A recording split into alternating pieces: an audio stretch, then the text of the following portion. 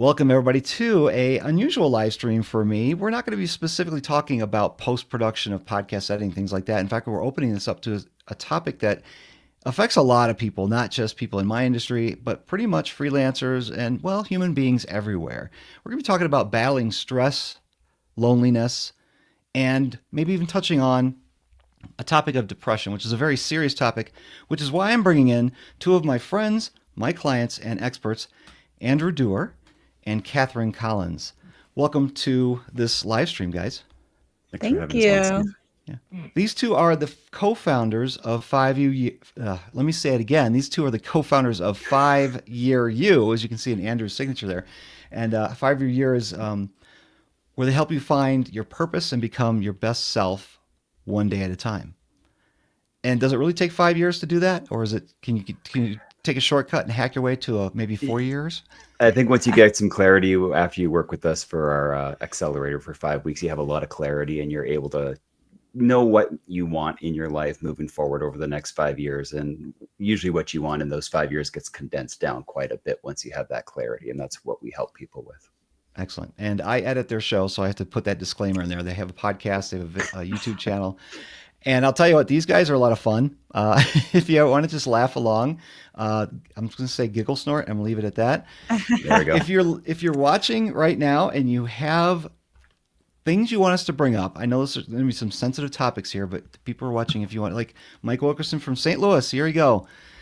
We appreciate you being here watching us. But if anybody wants to leave a comment in the chat, just go ahead and do so, and I'll bring up that topic as we go along. This could be a very loose conversation between the three of us. I'm really going to be presenting it to these two just because they're the experts. But I heard from my community, which I've got the Podcast Editor Academy, where we train people how to do what I did, create a career as a podcast editor, podcast producer, podcast manager, a business behind all that. And I heard from them that, stress was creeping into their workday, and they were like, how do you handle stress? And I thought, well, you know what? We're coming up to the holidays. How do you handle the holidays? When I talk about the holidays, a lot of time we're talking about loneliness, which seems opposite. And we talk about depression, which seems like, wow, that's a subject I can't even touch on. I'm going to go to Kat real quick. Sure.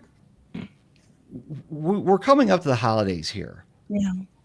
Why do we feel loneliness more when there's more family and things and activity like that?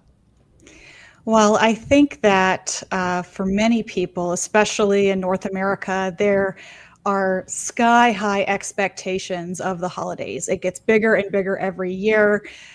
We are flooded with images on social media, which research has shown that social media is detrimental to your mental health. And there's so many people out there just wondering if their holidays are going to be good enough. Are they doing enough things? Or if they're parents, are they being good enough parents? Are they doing enough for their kids? And for those people who maybe have difficult family relationships, are going through a hard time, maybe they're grieving the loss of a loved one, the holidays are the quote unquote happiest time, but they also really amplify people's memories of what things maybe used to be like. And so all of this is sort of compounding. Anytime you're supposed to be, happy at a certain time, anytime society tells you like this is the happiest time, it brings up a lot of feelings for people of just like they're not doing it right. And that can, snowball into self-loathing and all of the other things. You said something interesting there. It's like, feel like we have enough. Yes. I feel like, especially in the United States, we have more than enough. We've got access to clean water, cheap energy. Walk into any grocery store. There's 15 to 30 different types of toothpaste. Yeah. It seems like there's more than enough, but we feel that like we're not reaching that bar. Andrew, why do people feel like we don't have enough, we're not reaching the potential that we should? That's a great question. I think when we feel like we're not achieving our potential is that we are looking a little too far ahead, or we are comparing ourselves to others, usually not ourselves. And when we think about that, the comparisons we have when we look at our family members, our friends, and we look at things and we're like, man, I'm not where Kat is right now. I don't have a book out there. I don't have this. I don't have that. it's not a fair comparison to me to do that because, and I'm not singling you out here, Kat. It's just easier to relate, of course. Just another day, you know. Just another day. And so, but the reality is, you have to compare your whole self if you're going to compare yourself to somebody else. So if I'm going to compare myself to, I'm trying to think of somebody, you know, if I'm going to compare them to my neighbor down the hall who has, you know, their kids with them and everything on the holidays, and it's not my turn to be with my kids and I don't, that's one thing to compare. But I have to look at things from a holistic perspective. I had to look at my health. I got to look at my happiness. I got to look at my emotional stability. We kind of cherry pick things to look at and pick out that we don't like about ourselves. And we use that as this like terrible way of beating ourselves up. I had this visual this morning that I really thought was a good one. If we put 50 post-it notes, 50 yellow post-it notes on a table, and then we wrote out everything we liked about ourselves, and we took one blue one and wrote out the one thing that we felt like we were lacking, we will ignore the 50 yellows and we will focus on the blue. And that's kind of how our brains have been trained, because we're always supposed to be assessing the threat. And when you're assessing the threat, you are also looking for your shortcomings, and that's kind of where it comes from. But the thing to always remember in those moments is that it is just a thought. Your thought isn't a fact. And I think a lot of times we look at these things and we go, oh my, this is just this thing that I don't have the car, I don't have the status, I don't have this thing. We never actually ask if we want these things. We see the lack and we kind of go into a primal mode of, do I need to have this to be happy? But you don't, because you already have a table full of Post-its that are showing you why you're happy. And the one blue one is telling you something else. It's your choice to what you focus on. And podcasting, that's the one-star review that we get out of the 50. That's right. That's exactly right. Exactly. Yeah. So if we're talking about the loneliness factor again, I mean, we're so connected, but then when we are with social media, we're definitely very connected with people from all over the world who we may never ever meet. I feel like that's a connection, but then we're still feeling more lonely, but we go to social media it's kind of like an oxymoron. Yeah.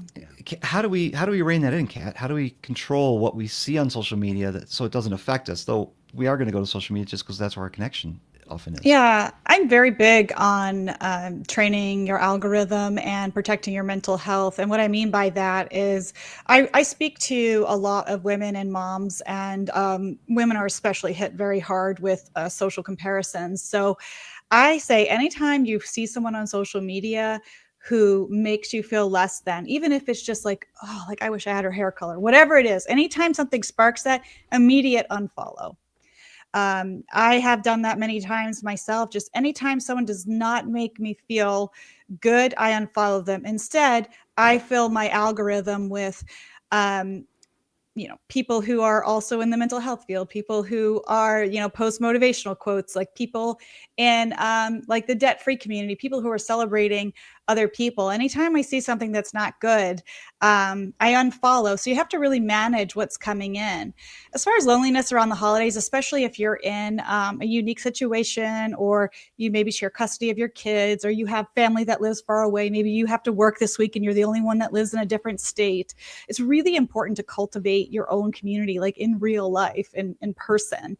I lived abroad for 3 years, and the Thanksgivings I had abroad were some of my most favorite ones, because there was such an interesting collection of people of all different ages, from different countries. Just anyone who didn't have a family to have Thanksgiving with, we had it with each other. And it's nice to be with your family, but it's also nice to mix it up. And so being the person that takes that initiative to invite someone over to a Friendsgiving, don't make it too serious. If you don't know how to make a turkey, like just get a ham that's already made, like don't try to make it this Pinterest perfect thing. It's just about connecting with others, because it's the connection that really helps people with their mental health during the holidays. Yeah, and having that connection is better than unfollowing, right? Because then you're not having a connection with anybody there. That's right. And then just ignore social media. Yeah. Yeah. And those people are probably impacting you negatively, where the people around you, if they're affecting you negatively, you can tell them right to their face. Yeah, exactly. Yeah. Get out of my house. Yeah. Now, another thing that my community was talking about was just stress. Now we're talking. There it is. Sorry. Little snort laugh for everyone. Yeah, sorry. Just I just got the visual of like, get out. Just sorry, Steve, go on. Where was I? Stress. Yeah. And laughing gets rid of stress, right? Now Hmm. they were communicating stress, and I think it has a lot to do with work life balance. We talk about work life balance in the personal finance space. We talk about it in general. It's something that we all want to have.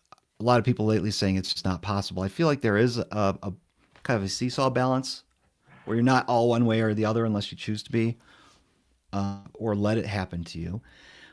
With the stress of work, what are some, and I'll throw it to Andrew, what are some tangible things maybe we can do to manage the stress we feel about deadlines, making money, advancing in our career, stuff like that?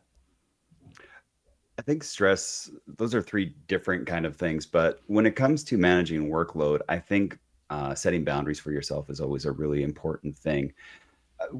But before we get into all that, let's just talk about what stress is in the body. Please. It's a discord, right? Like it's what your body is noticing something that isn't the way you would like it to be, and it's having a physical reaction. And our brains are, they're evolutionary from, thousands and thousands of years. And so we still have these reactions to physical threats that we do to work threats. And what I mean with that is, like you start to get worried about something, your breath shortens, you start to tense up and your brain goes, "Oh, we're fighting something right now. We're fighting a tiger. We're doing this or we're doing something really extreme. I'm going to give you the adrenaline that you need right now." And so you kind of get into that moment where you're like, "Okay, I started stressed and now I'm full blown right now at my desk, not knowing what to do." And it's really important that we start moving in those moments. I know Kat has a rebounder. I love to go outside for walks, anything to just kind of get that energy going because your body is screaming in that moment, "I need to move." And you're not moving right now. And, and that's kind of when we double down. I'm like, okay, well, then I got to work so much harder and I got to use this and that. But what's really happening is your body needs to just have a bit of a release one way or another. And that can be, I mean, you can do like a 5 minute, jumping jacks, or I could never do jumping jacks for 5 minutes. Don't do that.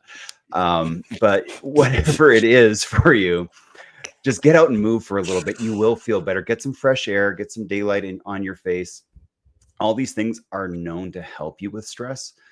And then you can come back at it with a clear mind rather than sit there and feel like you got to white knuckle through whatever you're going through in that moment. Now, when it comes to achievements and handling priorities and all that stuff, those are what I would consider good stresses, but they can lead into bad stress. So good stress is like kind of that nice balance where you need a bit of stress in your day. Otherwise, you're not going to move forward. You're going to just kind of be like, "Meh, if I do it, I do it. If I don't, I don't. If I lose this client, no big deal." That's not good. You need to have that little bit of pressure on you that goes like, "Okay, I need to get this done today. I need to do this." But then there's that step beyond it where it's like, "Okay, this is too much. Now I have three things due today when I was only supposed to have one." And you have to kind of manage your workload. You have to manage others' expectations as well as your own. And with it, the last one you had said was, career expectations. I mean, that's great. I think having those kind of stresses where you're like, "I want to be, VP of finance, or I want to be, a Forbes writer," or whatever that kind of next big mile marker is for you, is really good to have. But it's important to remember that it's a journey to get there. It's not the end all be all. When you get to the top of the mountain, you don't stay there. You look for the next mountain to climb. So the whole point of it is to kind of enjoy the journey that you're going along. And Kat and I are doing that we've done that with multiple businesses. We're doing it with this one. It's like, yes, you always want to be further along than where you are. That's how you progress in life. That's okay. But it's when you beat up yourself and start going, "I'm not the VP of finance. I'm not the president yet. I'm not. Well, maybe try encouraging yourself. Try flipping it around because that voice seems like a real jerk. And you need to kind of let that one go for a little bit and start trying a different way that probably serves you better and definitely will serve your stress level better." Yeah, and when I talk about career in the self-employment space, it's definitely more about making money and Yeah, advancing the business. that's right. And Mike, I know Mike. He's from St. Louis. We hung out together many times. He brought up a couple good points. Podcast setting is a multi-stack of impacting stress because of multiple clients that is unlikely any other career he's experienced. I think any kind of freelancer who's got multiple clients and deadlines is going to feel Yeah, that because it's very wavy. It's not yeah, Mm. constant. 9 to 5 is constant. yeah, Freelancing is not constant. Real estate people know this. It's not yeah. constant at all. And then he also says, agreed on the getting away from the stack concept. The desktop can be worse than a dark room when it comes to stress house horrors. Yes. Yeah. Kat, were you going to expand on that or? No, yeah, Oh, I was just going off of that. Because I've been a freelance financial writer for a long time, 15 years now, and so it's not exactly the same as podcast editing, but it's similar in that there are deadlines, there are multiple clients, and sometimes the mental health aspect of that is big because you're sort of in a battle with yourself. There have been many times where I should have let a client go long before I did because maybe the editor was unkind, or if you just feel that like sense of dread when you're about to sit down and work for that client, sometimes it's time to shake one loose, get one off the pile. Of course, as freelancers, we get into the scarcity mindset where we get worried about, well, if I lose this client, I'm going to lose whatever it is, $1,000 a month, $1,500 a month. And I can't do that. I need to survive. And then your brain goes into this stress spiral. But what I've learned over so many years of doing this is that if you can have the confidence to let one go that's causing more mental load than it should, it frees up space for a better one to come in. But if you're in that scarcity of like holding tight to what you have, you're sending out a signal that's saying, I'm good. I don't need any more clients. I'm holding tight to everything that I have and I'm just holding down the fort.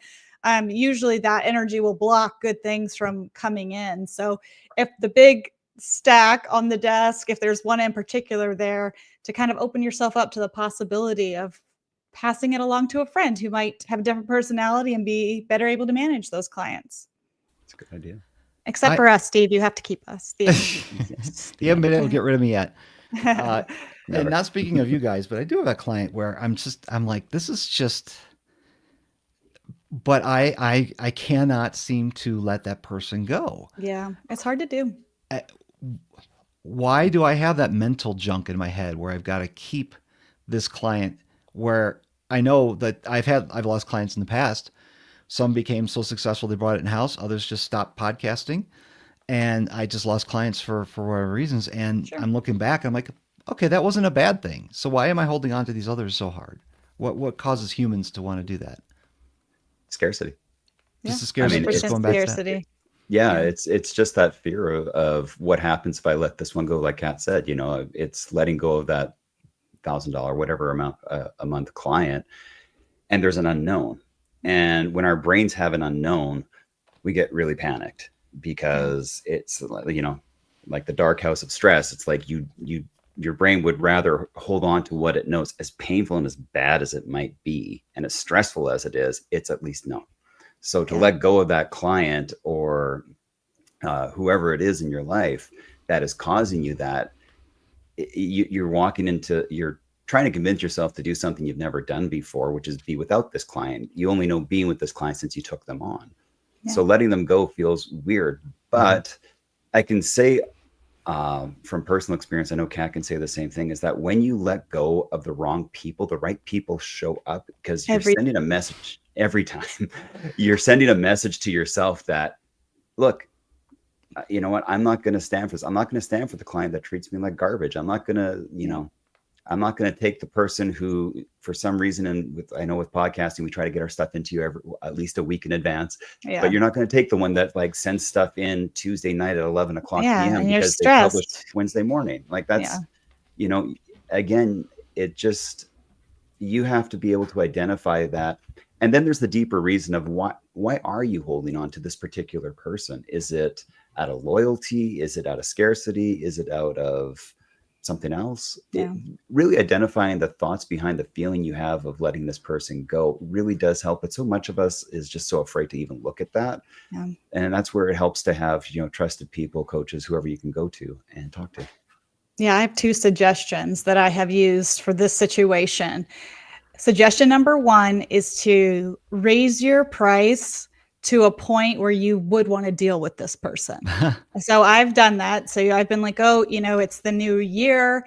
I have new prices for 2025. My rate is now this. I realize it's a big jump. However, I got new equipment. I hired an assistant, whatever you want to say. This is my new price. And it has to be a price where you're willing to deal with them. Or you can make yourself feel like you're giving a gift to a new podcast editor and say, I don't know if you know this, but I just moved to Chicago and Colorado. I want to spend more time with my wife. And so unfortunately, I'm going to cut down the number of clients. This affects you. However, here are 3 names of podcast editors. And then those podcast editors are going to be like, thank you so much for my first client, for my second client. Like you're doing something nice for someone who's coming up. And then you feel good because you're helping someone else earn money. And then they're going to be like, Steve's the best. He referred this to me. And it's just like a better feeling all around. I have done that and I've experienced, although I give it to my contractors. Yeah. Hoping that they'll get so busy someday they'll leave me and I can hire some new contractors, train them up. But it's just this mental block. I think it's a mind game. Yeah. I think it's also like the sunk cost fallacy where you put all this time and effort with this relationship and working with this show and you're like, you have ownership in it when I really don't. We'll get off of that topic, but we've been dancing around the topic of like money, because that's definitely a stressor, is we got to keep bringing in the money. And I've got some stats. There's an article from USA Today. I'll try to link it up somewhere so everybody can see it. In fact, here, I think I can put it into the comments for everybody who are watching on YouTube. National Debt Relief says that the hidden cost of debt, and this is talking specifically about debt, so income is going to be a factor on how you have cash flow in your business or in your personal life. Income is going to impact how much debt you accumulate over the years. Obviously, higher income, you can pay off debt or you can stay out of debt. With lower income, it makes it more difficult. But it says the hidden cost of debt, on average, people lose over 200 hours of sleep per year over their debts and have 3 debt nightmares a week. 69% of the respondents to their survey said that being in debt has made them withdraw from the things they love. And 7 in 10 people feel like a black cloud hangs over them when they have to pay a bill or a loan. I don't know about you guys. I actually enjoy paying my bills. I enjoy checking that box saying, we got past that hill, that hurdle. I've come to the other side of it where I don't have debt and we've got savings. So I've gone through that field of having debt, struggling with income. And I know that there's more peace on that side when there's no debt. Even though our income now is probably lower than it was 10 years ago when it was both my wife had salary jobs. Now it's just my income. So either one of you can hop in here and speak on how money impacts our mental health. Go ahead, You hon. want to take that? Oh. Not it. No, I'm happy to take that one. How does that impact mental health? Absolutely. And Andrew and I have obviously both been in the situation of having debt. And Andrew was just on Andy Hill's podcast talking about how he paid off his mortgage in 6 years. And I'm still working through some debt from my divorce myself. And so I definitely understand what it feels like to have a lot of savings in the bank. And I know what it feels like to kind of get knocked all the way back down to zero again and have to rebuild again.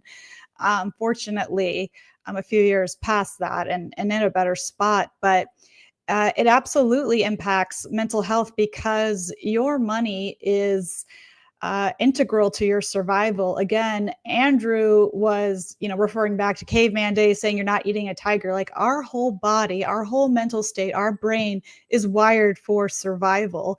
And in caveman days, right? That is, I got to watch out for tigers eating me. Today, it's, am I going to have a roof over my head? Can I afford to buy food? And so it's not that you're worried about money. You're literally inside of your body, terrified that you are not going to survive. And so one of the biggest things that people can do is just having a an, a savings account in their business, because we're talking to freelancers and business owners with variable income. Again, been there for a long time, been self-employed for, it'll be 11 years in January. So um, any time that I felt amazing and comfortable with money has always been when I have savings in my personal account and a big savings in my business account, because it helps you weather those variable income months. It helps you feel like you're safe and you're okay. When you don't have, money in the bank and money in your business account, you go into scarcity. You hang on to the clients that don't serve you. You accept less than you deserve from new clients, because you're just so desperate to get something in. But when you have money in the bank, your cortisol levels are down, and you just have a little bit more wiggle room. I don't know if that answers your question, but yeah, it impacts directly your feelings of survival. You brought up something that I never think about: cortisone levels, medical, like actual chemistry in our body impacting. I know that, when laughter makes you feel good and all that stuff, Yeah. but then there's actual, I don't know them. I'm just going to quote what I've heard from other places, and not just social media, actual facts, but how chemistry impacts us as far as it's concerned with depression. Can we speak on that at all? Yeah. Okay. Because I don't know anything about that part. I just hoping maybe you guys do. You have to step away, Andrew. Just for 1 second, yeah. Okay, I'll answer it. Absolutely. So cortisol is the stress hormone, right? And we have it built up in our body. And when that is activated, it puts your body into fight or flight. And so there are many people walking around right now who are just doing their normal jobs, taking care of their kids, doing stuff with cortisol levels that are through the roof. And it impacts the body in so many different ways. Like for women, it can impact your ability to reproduce, because your body literally thinks, like, we keep talking about the tiger, your body literally thinks that it is in danger. And when that happens, all systems freeze to preserve life. And it's a lot. And so I obviously have had to do this many times myself, and we frequently read a ton. We watch a lot of videos on how to lower cortisol levels, because it really has to be done naturally. It really has to be quiet mornings. It has to be exercise, again, kind of getting that energy out of your body, all of these different things. But absolutely, when you have stress, your body reacts. I mean, it's a chemical reaction that your body is panicked, and it makes it very hard to get through regular day-to-day life. But again, in North America, things are so frenzied. This time of year we're talking about is so busy with so much expectation. You'll notice people start driving crazy around the holidays and stuff. It's because their stress levels they're through the roof. They cannot function normally. And so it's really good this time of year to understand your coping skills and to constantly bring yourself back down to a baseline, because you can make yourself completely sick by doing this. Are there, and you're not a doctor. Nope. This is not medical advice. Nope. See a professional. Yep. But do you know of anything that we can do in our day-to-day lives that doesn't involve, medications or doctor visits, or Andrew mentioned earlier, just getting out and getting some sun on your face? Those I know are helpful. Andrew, natural ways to bring down your cortisol levels is the question. Is there some things you can do day to day? She said it much better than I could. Yeah, for sure. One of the things is just to take a couple of minutes of just deep breathing. One of the favorite ones, I'm probably going to have to go again, and I apologize for this. There is to just take 3 deep breaths. So just kind of always in through your nose, out through your mouth, and just kind of focus. Your head's all this, so it's all tangled up. So what you want to do is just kind of bring your presence down into your heart. And all you're doing in this moment is you're shifting your focus down to a different spot of your body, because you feel it. When your stress levels are high, you're feeling it in your shoulders, your back, your head. But everybody around here knows it when they're high. When exactly. Levels are high. They watch out for mom. Yeah, they know. So another one is, and this is a really good one, is when you start to feel stressed, look around you for a box, like any kind of square rectangle. Square is ideal. And you just kind of do box breathing, which is like you inhale for 4 seconds through your nose. And so you just kind of go up like 1, 2, 3, 4, hold it for 4 seconds, go across 1, 2, 3, 4, exhale for 4 seconds down. And then when you're at the exhale, you hold it again for 4 seconds. And you do that for a couple of minutes. And that is known to just lower your cortisol levels from everything I've experienced. You just have to give yourself permission to do it. And that's the hardest part. It's to notice when you're in that spiral, when you're working at your desk alone and you're like, Yeah. and You then you start to take that panic. breath and you're like, yeah, you're panicked, you're deep breathing, like your breath gets shorter. Heart rate variability is another big thing. And that is when your brain, and your body and your heart are not in alignment. And to do that, again, when you start breathing shorter, you're telling your brain, we're getting ready for something right now. Yeah.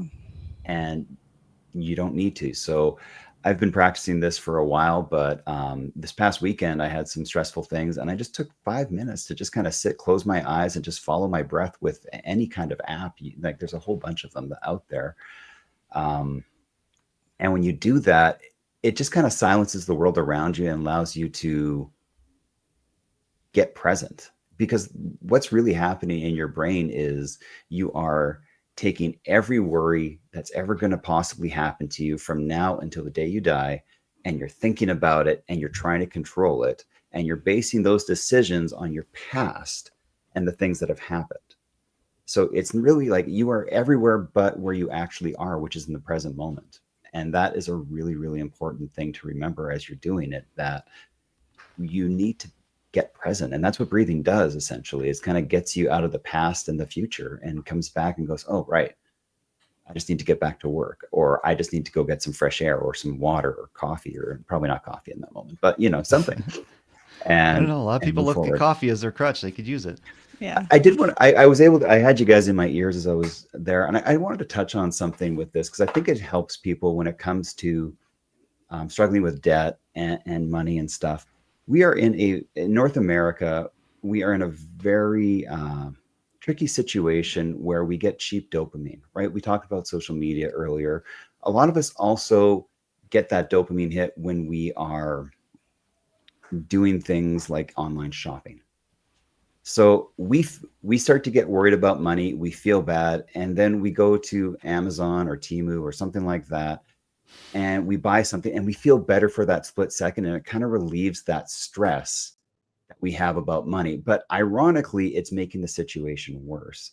So what you need to start to do in those moments is bring that awareness. Kat and I always say, like, awareness is that first step to change. You need to be aware of the habits that you are doing. And it's when you can have that awareness and go, okay, I am acknowledging that when I get really stressed, I go on social media and I feel worse afterwards, or I buy something to kind of treat myself because I'm working so hard and I'm staying up late and I'm doing all these things. But we're kind of creating our own perpetual wheel of awfulness without really wondering. And then we never like kind of stop and wonder why. So give yourself permission to break whatever cycle you might be in. And yeah, you mentioned I got out of debt. I got out of debt because I couldn't sleep at night. Yeah. And the pain and the stress that I had on me constantly was the reason why I had to look at myself in the mirror and say, you look really good today. No, I'm just kidding. I had to look at myself in the mirror and say, I never say that, and say like, He something needs actually to does, change. though. No, I had to look in the mirror and say to myself, look, this isn't working. So either we're selling the house or we're paying it off or we're changing something, because this situation that we're in isn't working right now. And it's going to take me down roads that I don't want to go down, and it's going to be painful. So I guess kind of having that honest moment with yourself can really be it. But you gotta, sometimes you need to have somebody else to bounce those ideas off of too. And that's where good friends and Yeah. colleagues, whatever you have, works. Coaches, it doesn't, it's everybody's different with that. How do you two both are single parents, how do you communicate to them that you need to do the box exercise. Like, get away. You don't want to yell at your kids, right? Yeah. Give me some tangible ways of how you can communicate to people around you that you need that moment.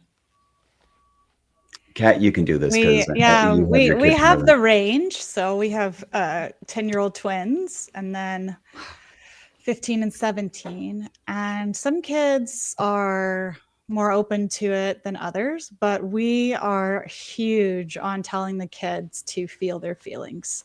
I mean, I might as well put it in a giant Sharpie marker on every wall. They hear me say it so much. And very, very big on getting the feelings out. So we don't tell the boys like toughen up or like boys don't cry or things like that. Like we hug the boys and we're like, let it out, feel the feelings. One of Andrew's techniques is to say like punch a pillow. Like it's okay to feel however you want to feel. It's not okay to act however you want to act, right? And so in the comfort of home, when the big feelings come up, they have to get out. And so depending on age level, we'll explain it in different things, but you can think of the hard feelings as like almost like a little, like gremlin, like trying to get out of your body. And so it's making you feel bad and it's stuck in here. So let's let it out. So punch the pillow, cry. You'll notice kids, they try to like hold it in and stuff. And so I will just like hug them and say, oh, like I see those tears, like just let them out, let them out, let them out, let them out, let them out. And I mean, Andrew can comment on the teenagers, but he's super big on telling them to feel their feelings too. Obviously different things for different ages, but we're big on that. I know with both of my kids, it's high school, and high school is definitely everybody's best time of the years of their lives, right? Sure. Everybody just loved high school. So let's do it again. Everybody wants to sign up for that a second time. So part of it is just knowing where they're at in their stage of life. And what I will say, like whenever I really do encourage them to share their feelings. I can't force them to. I can obviously, as an empath and their dad, I know when things are good and when things are not. And the breathing technique is always the first thing that I kind of say. And when we get to the feelings, one of the things that we talk about is the thought behind the feeling. So, for my son, if he's, it's always been like when we're going to a hockey game, because he plays hockey and it's contact and it's extremely violent, as you would expect a ice sport to be with blades and sticks. But it's very much when he's talking about these things, he's like, I'm worried. I'm like, okay, well, what's the thought there? I don't know. Okay, we'll try. Let's pretend that you do know. What would you say? I'm worried that, that I'm going to mess up. Oh, okay. Well, then what happens if you mess up? Well, they might score. Okay, so can you try harder? You just kind of get them to process it a little bit more when they have that feeling, because so often we get our feelings and we're like, I can't feel this, and we hold it right here or right in our heart, or our heart in our throat is the other place. And we have to be able to allow these feelings out. I have no problem saying I've cried already today. I just got sad about something. I let it out. And 2 minutes later, I was fine. But I've learned over the years that your emotions get stored in your body. They're literally energy and motion that you need to release in a way that makes sense to you. Mine happens to be crying. And I really wish the pillow thing had worked for me, but I tell everybody else and that seems to work better for them. But that's just the way it goes. And, and I used to look at it as, I'm sure, Steve, you can probably relate to this. It's like, as men, we kind of are told like, well, that's weakness. Big boys don't cry, and be a man, suck it up. All these like great terminologies that make us don't deal with our feelings and have caused huge illnesses inside of ourselves because we don't feel we can be open to anything or vulnerable or anything else. And the strain that it takes on us to hold these emotions in on an ongoing basis is literally killing us. It's destroying our health. So finding those ways to release them makes sense. And for some people, it is a pillow. For other people, it's going for a run. For somebody else, it's everybody's talking, different. Everybody's different. You just got to find that thing that works for you. All right, here's a weird question then. Because sometimes my wife will tell me that I'm stressed. I don't think I'm stressed, but obviously I'm giving off some kind of outwardly appearance that I'm stressed. And sometimes she's right. I am coming up against a deadline. How do we know? How do we identify ourselves when we're stressed? That we're not in denial about stress. You need to listen to your wife. I do. Maybe not always, maybe not often enough, but okay. Personally, I feel like I can deal with life pretty well. Yeah. Like You're I pretty said, chill. we've Yeah. got the foundation of finances pretty much under control. Although we do have debt now, but I'm trying to pay off this mortgage now. Health wise, we're good. Family wise, Yeah. we're good. I've got some no stress going on outside of the window here. But stress still happens. So how do we identify to ourselves when it's a stressful moment? And then we have to say, hey, give me a moment. I need to do the That's box right. exercise or something. Yeah, That's a great question. Go ahead. it is. I think in those moments, it helps to have a friend. I have an Apple Watch that is starting to be able to tell me when I feel stressed. I've got a few apps around that. Interesting. And it literally right now it's called Weltories, the one I just got. And it tells me my stress level through the day and like how things are going, and I check it pretty regularly. But if you don't have that, again, self-awareness is always a great thing. The other part is having somebody close to you point it out. And this is an evolution, right? I mean, Yeah. Kat and I have worked together. We're partners. We know each other really well. And so when when one of us says to the other, I think you might be a little stressed, it's hard to hear because it's like saying calm down to the angry person before they get angry. And like, I don't know about you, but that's never worked for me. So you kind of have to go like, I think you might be stressed. Have you done the following things? Have you eaten? Have you had some water? Have you gone outside? Have you gone for a walk? Have you done some breathing? It's just kind of knowing your way of coping with stress. Yeah. And being able to have somebody that can safely bring that up. Yeah. You probably know. Yeah. Go ahead, hon. No, that was it. Steve, with self-awareness, over time, you'll start to notice your own triggers. There's been many times where I've asked Andrew, I'm like, oh, are you upset? And he's like, no, I'm fine. But then like 5 minutes later, it's like, I am upset. Like, your person closest to you can sense. What'd you say?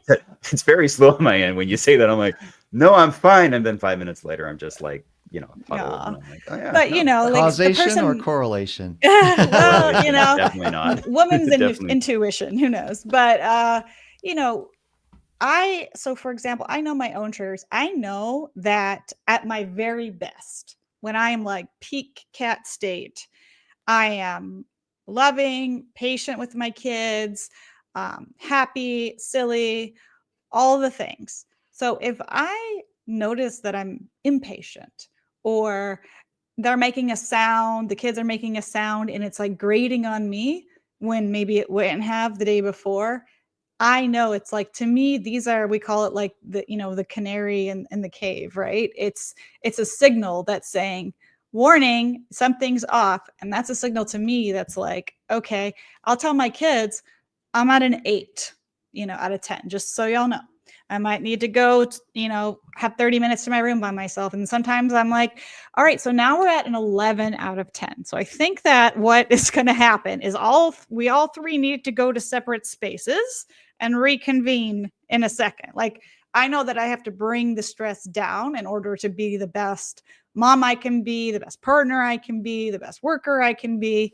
And so the more in tune you are with yourself, the more you notice your own triggers. So your wife might, maybe you said something some kind of way, or you did the dishes some kind of way, and she's known you for so long, she can be like, oh, he's stressed. And you're like, no, I'm not. Making the dishes, it's fine. But have you been here, Kat? Have you been here already? Wow, I didn't think you were here. Boy, I got the spare bedroom all made up for you. But yeah, more self-awareness brings, more peace for sure. Okay. Absolutely. Well, that's interesting. I don't have any other questions. I don't know how to bring up any more topics.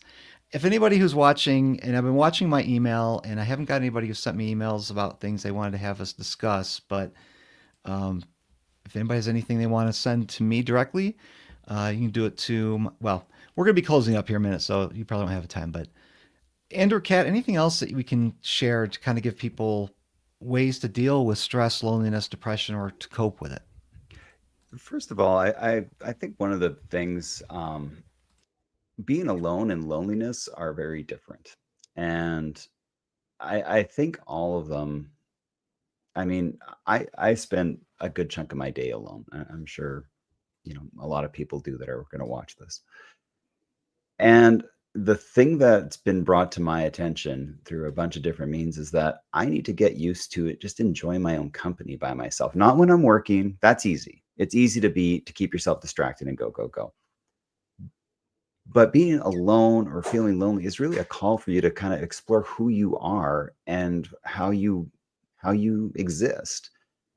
Are when you do you have a quiet moment? Do you automatically turn on the TV or listen to music so you don't have to be alone with your thoughts? I just kind of looked at it like I'm going to spend the rest of my life with me, whether I want to or not. So I should probably get to know myself on a level that I can understand myself. So a couple of the things when it comes to loneliness,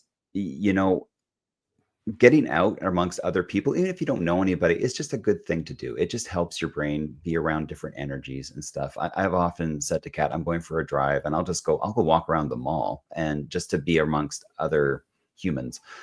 Because our jobs can be pretty isolating at times.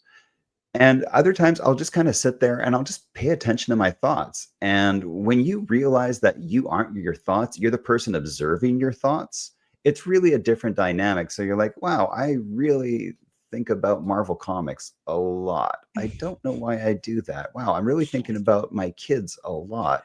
Wow, my thoughts about my kids are always about worried things, and they're usually okay.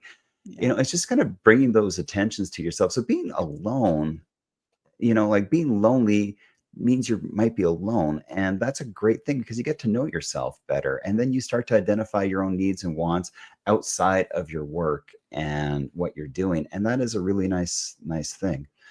There's nothing wrong with feeling lonely. It's just, it's your body recognizing that, maybe this is just something that you need to look at. And, I had another thought, but Kat, do you have anything you want to add to that? Yeah, well, I know that we talked a lot about, we mentioned having enough in this chat here, and that's a really good thing to think about over the holidays. This can be a time of excess, not only with, of course, like buying gifts and things like that, but with your time too. And I want to remind people that it's okay to choose yourself. A lot of people will like to tell you that you're selfish for that, but it's okay to say, sorry, I can't make it to your ornament exchange because you're stressed and you just want a night at home. That's okay. It's okay to tell your three aunties, like, look, I'm going to wake up in my own house with my kids this Christmas. We'll travel to see you next month or something. It's okay to disappoint other people. It's not okay to disappoint yourself because you have to send a signal to your own brain that you are worthy of all the good things in this life. And sometimes that means making hard choices, but I've done this for many years and it's impossible to please everyone. So you might as well please yourself and spend the holidays the way you want to, even if it doesn't look like other people, even if you want to wake up and edit a podcast on Christmas Eve because your email's quiet, like you get to decide how you want to spend your time.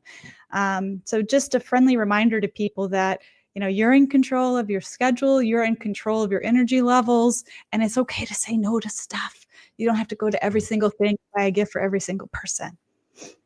I agree with that. As a Canadian who went through Thanksgiving last month, because we do it right, and I don't know, it's so bad.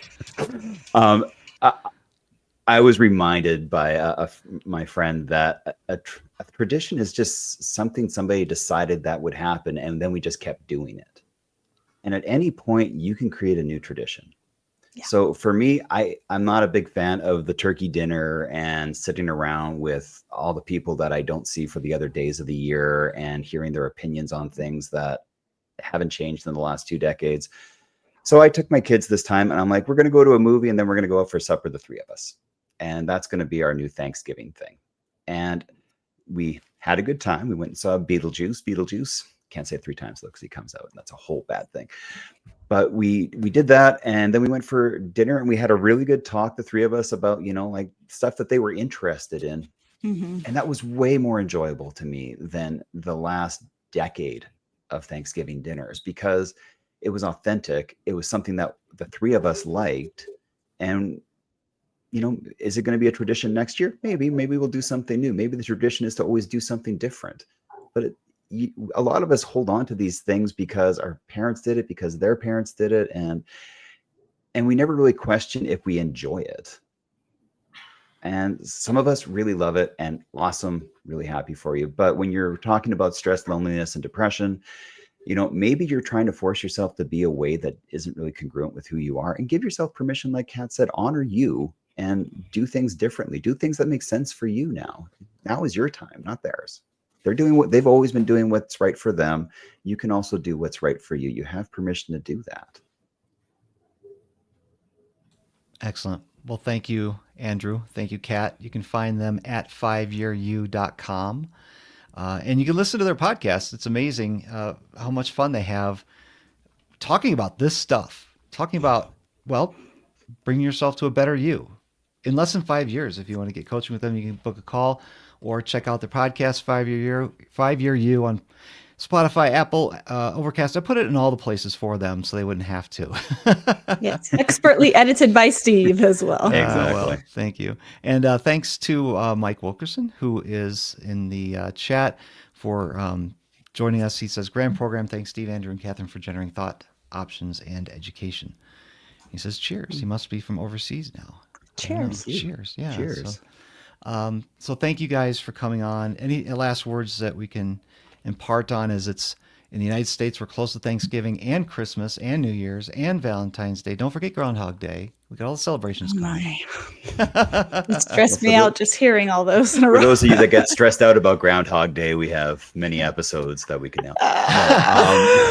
You know what? Here, no, point them to a specific episode you think would be really good for them to hear. I know that there's the one about the rules are a lie. That was Fake. the one that came The to rules mind. are The rules fake, are fake. yeah. The rules are fake. Go check out the rules are fake from 5 Year You. It's just a good. I think that the last thing I'd like to share is that these holidays that we build up for weeks and months and we worry about and we stress, they are 24 hours of a normal year. We put so much emphasis on them and we put so much stress on ourselves. That day is going to pass. So don't worry so much about it, because worrying about it's not going to change anything about it. Just do your best to have the best day, and whatever that means to you. Like Kat said, if it's working on the day because you don't want to do anything else, or if it's creating new traditions or whatever, it's just a day. It's not a bad week. It's not even a bad month or a bad life. It's just a bad moment if you're having those stressors, and those moments pass. Just allow it to rise up, come out of you, and then you're able to move on. It's when you try to keep it inside of you that's where the pain really starts to happen. I think that's a good note to end on. And feel free to reach out, anyone. We'd love to chat. We'd love to help. The new year is a great time to get coaching and start new habits. And so we'd love to meet you and work with you. And send us a message anytime. Yes. All right. I'm going to put you two in the back room, and I'm going to close this out. Just hang Thanks, on. Steve. Thank you. So yes, they do coaching too. So go to 5yearyou.com if you want to get some one-on-one with these two, or individually. They'll coordinate with you. Just go to 5yearyou.com. You can schedule time to chat with them. This has been a presentation of the Podcast Editor Academy. Unusual for us, but podcast editors are impacted by the same things that normal people are. We're just a little bit different. Yes, we are. So Podcast Editor Academy is closed right now. We're not accepting new members. We're focusing on our existing members. We'll be opening up in the spring, but we do have a couple of other live events coming up here soon. For those of you who don't know, Mark Deal and I are going to take over season 2 we're transitioning season 2 of the Podcast Editors Mastermind. We're letting the Eddies take a season off, and we're going to be hosting the show for a full season. We don't know if that's going to be 4 years like they did or not, but we're going to be doing a live stream here next week about what's coming up in season 2. We're going to try and introduce some new things that are very helpful for podcast editors. And then we're going to be on the 12th of December revealing the results from our 2024 Podcast Editor Industry Survey. We're going to find out, what do editors charge? How long does it take them? What are they using? What else do they provide in services other than just editing the podcast? So stay tuned. If you want to get on the newsletter, go to podcasteditoracademy.com/newsletter, and that will get you all the information as it goes along, plus stuff that podcast editors want to know about. I want to thank Catherine and Andrew again for being here today. Again, you can find them at 5yearu.com. And I hope to see you on another live stream soon.